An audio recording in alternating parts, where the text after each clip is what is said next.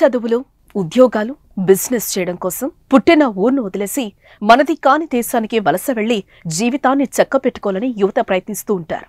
గత కొన్నేళ్లుగా స్వదేశాన్ని వదిలేసి విదేశాలకు వెళ్లి చదువుకోవటం, ఉద్యోగాలు చేయటం ప్రారంభమైంది. కానీ ఈ తరం యువతకిది ఒక ట్రెండ్లా మారింది.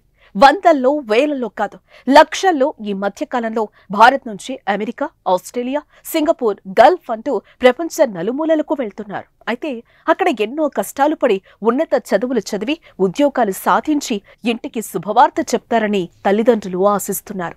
ఈ నేపథ్యంలో గత కొన్ని నెలలుగా విదేశాల్లో భారతీయులు, అందులోనూ తెలుగు విద్యార్థులు మిస్ అవ్వటం, అనుమానాస్పద స్థితిలో శవమై తేలటం వంటి ఘటనలతో తల్లిదండ్రులు తీవ్ర ఆందోళన చెందుతున్నారు. ఈ మేరకు తాజాగా అమెరికాలో మరో భారత విద్యార్థి ప్రమాదవశాత్తు మృతి చెందాడు.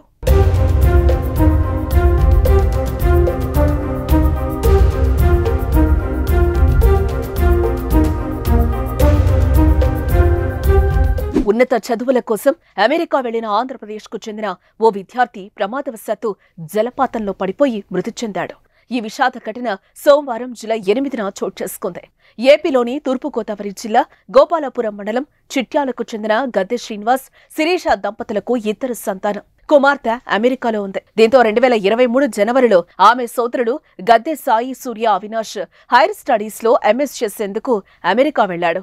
అమెరికాలోని అక్క ఇంటి వద్ద ఉంటూ ఎంఎస్ చదువుతున్నాడు. అయితే జూలై 7న అవినాష్ తన అక్క కుటుంబ సభ్యులతో కలిసి సమీపంలోని వాటర్ ఫాల్స్ చూసేందుకు వెళ్లారు. అక్కడ సాయి సూర్య అవినాష్ ప్రమాదవశాత్తు వాటర్ ఫాల్స్ లో పడిపోయాడు. అనంతరం నీట మునిగి మృతి చెందాడు.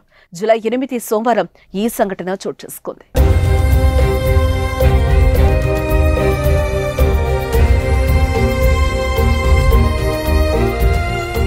అమెరికాలో మరో తెలుగు విద్యార్థి గద్దె సాయి సూర్య అవినాష్ ప్రమాదవశాత్తు ప్రాణాలు కోల్పోయాడు.